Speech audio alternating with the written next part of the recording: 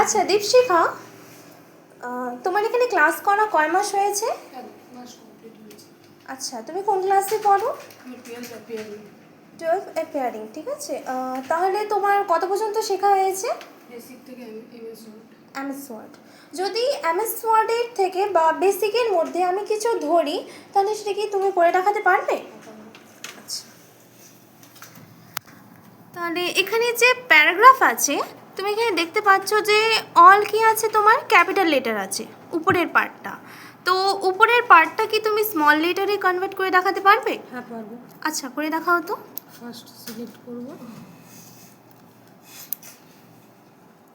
Select করার পর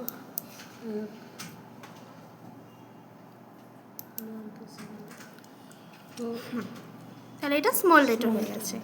এখন এটা কি তুমি ক্যাপিটাল লেটারে কনভার্ট করে দেখাতে পারবে? হ্যাঁ, আচ্ছা, করে দেখাও তো।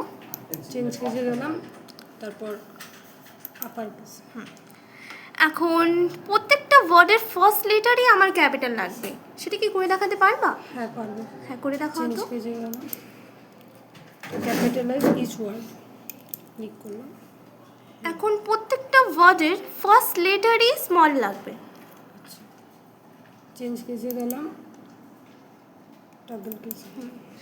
আচ্ছা, এখানে সব কিছু তোমার স্মল হয়ে গেছে, তাই তো? হ্যাঁ। এখন এটা কি নর্মাল করে দেখাতে পারবা? হ্যাঁ পারবো। আচ্ছা, করে দেখাও তো। চেঞ্জ কেসে গেলাম, সেন্টেন্স কেস।